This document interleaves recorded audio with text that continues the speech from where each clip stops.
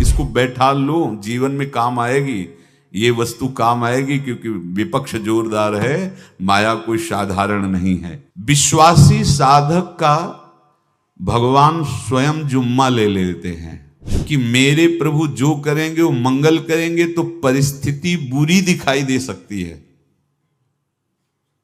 परिस्थिति भयावह दिखाई दे सकती कि अब तो सब गया ऐसा लगेगा, लेकिन वो बहुत बड़े के हाथ में नियंत्रित है परिस्थिति। देखते देखते उस परिस्थिति का परिणाम निश्चिंत निःशोक और निर्भय कर देने वाला हो जाएगा। साधन पथ पे हम इनको आदर्श मानकर चले तो बहुत जल्दी आनंद आ जाए। अब हमें किसी भी अड़चन से कोई भय नहीं, किसी भी अड़चन से भय नहीं। आप ये खिलवाड़ मत समझे, किसी भी अर्थ कोई तुम्हें नहीं रोक सकता आप श्री जी से मिलने के लिए। साधक 3 बातें आरंभ से देखे कि हमारे जीवन में आ रही हैं कि नहीं। पहली बात, भगवान पर पूर्ण श्रद्धा विश्वास। अनंत ब्रह्मांडों के स्वामी हैं, काल भी उनके अधीन है। डरना क्यों भाई, किस बात का डर लगना है? अगर डर है, भय है, तो अभी श्रद्धा विश्वास स्वामी में नहीं है। अगर हमें हृदय में कष्ट अपना प्रभाव पहुंचाना चाहता है, तो जैसे कोई ठंडी से बहुत कांप रहा हो और माता दौड़कर आवे, अपने हृदय से लगा के अपने शरीर का ताप देकर उसकी ठंड को दूर कर दे, ऐसे प्रियाजू करती हैं, ऐसे प्रियालाल करते हैं। ये कहा कहो बड़ भाग, नित नित रति हरिवंश हित, नित बरधत अनुराग, यह जो कृपा हरिवंश की। ये आपनो भाग आपन मुख, कहा तुझ श्री हरिवंश बल, हरिवंश भरोसे भय निडर, सो नित गर्जत हरिवंश बल। देखा है कष्टों की बौछार है, ऐसे जैसे ऊपर से वर्षा हो रही है, भगवान शेष फणों का छत्र, संवर्तक मेघ प्रलयंकारी वर्ष रहे, गिरिराज जी का छत्र। ऐसे भक्त को कृपा छत्र से हर समय सुरक्षित रखा जाता है। भक्त बनने के लिए कोई विशेष लायकात की आवश्यकता नहीं। मैं समस्त गुणों से हीन, पर मैं अपने प्रभु का, बस यही लायकात है।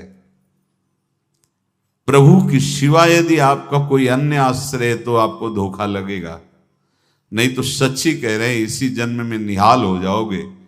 एक बात केवल स्वीकार करो कि प्रभु के सिवा मेरा कोई नहीं है, और है भी नहीं।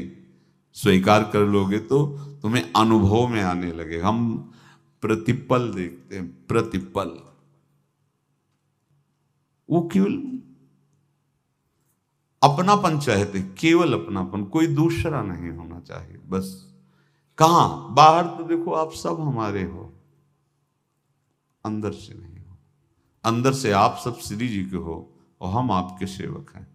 बाहर से आप गुरु मानो, जो भाव मानो वो आपको श्री जी जाने। अंदर से हमारे आप श्री जी के जन हो और हम आपके सेवक हैं। बाहर से कुछ भी व्यवहार मानो, कोई बाहर से व्यवहार का कोई अस्तित्व नहीं, अंदर की बात का अस्तित्व होता है। आप सब हमारी स्वामिनी के परिकर हो, हम आपके दास हैं। बस इस बात से हमारा अपनापन आपसे है, नहीं श्री जी के सिवा किसी से कोई अपनापन नहीं। कि आप इसका प्रभाव समझिए। प्रभु को सिर्फ अपनापन चाहिए, सिर्फ अनन्यता। यदि उपासक में 3 बातें नहीं है तो अभी थोड़ी गड़बड़ी है। पहला, दृढ़ श्रद्धा विश्वास।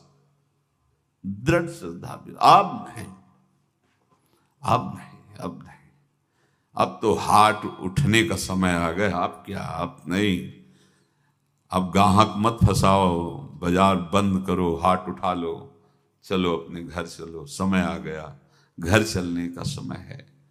नहीं तो कलयुग अपनी बाजार ऐसी फैला देगा कि भूल जाओगे कि घर भी जाना है।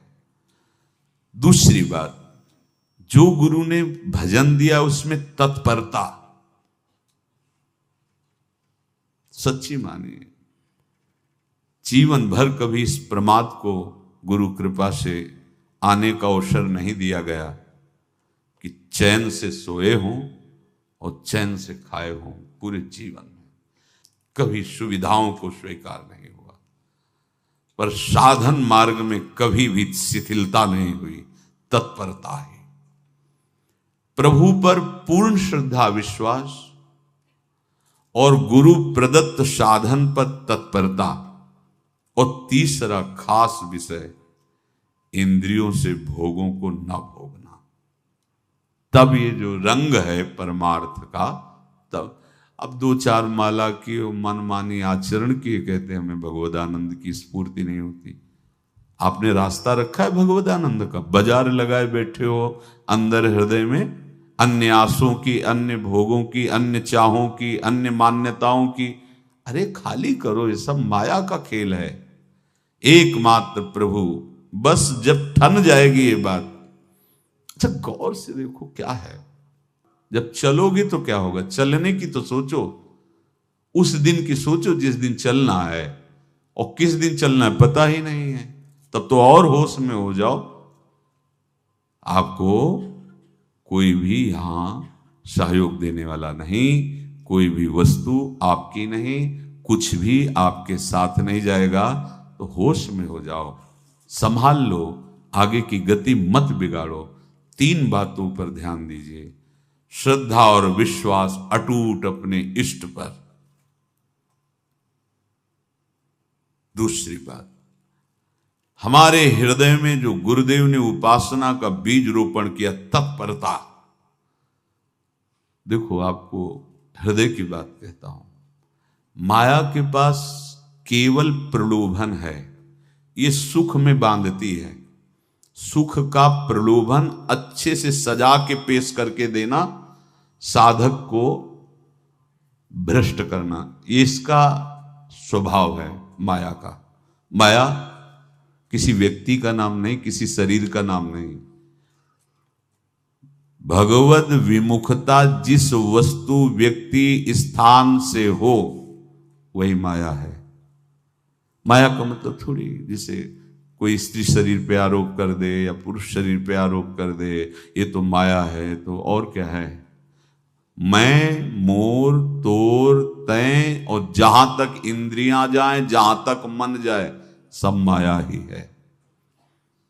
इसको देखा है भगवान के पार्षदों ने। ये क्या करती है? चमकीली लेबिल लगाकर, सुख का चारा डाल करके जीव को बांधती है। इससे सुख मिलेगा, बहुत सुंदर है ये वस्तु, ये शरीर, ये व्यक्ति, ये स्थान, ये पद, इससे वो बांधती है। विवेक ऊपर की लेवल का तत्काल ऑपरेशन करता है, वो आंतरिक विषय पर दृष्टि डालता है तो सब खोखला निकलता है, बाहर निकल क्रॉस कर जाता है। होए विवेक मोह भ्रम भागा, तब सब विषय विलास विरागा।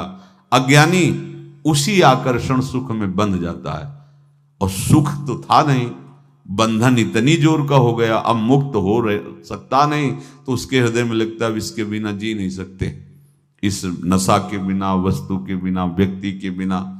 और एक सूक्ष्म बात, वो जब आपको सुख देगी तो आपको स्वतंत्रता का आभास कराएगी, और जब आप उसको छू लेंगे तो आपको परतंत्र बना देगी, भयभीत कर देगी। तो आप डाउन होकर के अपने अस्तित्व को मिटाकर पूरा जीवन बर्बाद कर देंगे। इन शब्दों को लिख लो, अपने हृदय में लिख लो। माया सुख में बांधती है नहीं उसके पास सुख। जिसे तुम सुख समझते हो वो सुख नहीं, बिल्कुल सुख नहीं, वो सुख की छाया है, तुम्हें समझ पड़ती नहीं, ये गिरधर की माया है। उस सुख का बंधन, आप देखो कुछ भी क्रिया करते हो माया जनित तो प्रलोभन होता है, सुख मिलेगा। और जिस समय सुख मिलने के लिए आप लालायित हुए, उस समय सुख भोगने की स्वतंत्रता आपको दे देगी। लो, आप समझ रहे हैं हम स्वतंत्र स्वामी होकर सुख भोग रहे हैं? नहीं, अब भोग लिए ना, अब गुलामी, उसकी सहो। अब तुम्हें वैराग्य हो रहा कि मैं नहीं भोगूंगा, तो उसकी दृष्टि बदलेगी। समझ रहे हो? अब आप अपने आप को पूरे शरणागत कर दिए, हर तरह से तुम्हें बांध करके भगवत विमुख करके नष्ट कर देगी। ये बात अच्छे से समझ लो, अच्छे से। इस सुख का प्रलोभन देकर बांधती सुख है नहीं, क्योंकि आप उपासक हो। जब सुख में उतरोगे तो कितने दिन फिर आपको घृणा होगी कि अरे धिक्कार हमारे जीवन, फिर लौटने का चांस नहीं रहेगा। ध्यान से सुन लो, लौटने का चांस नहीं देगी माया। तुम्हारी ऐसी आंतरिक कमजोरी हो जाएगी, ऐसी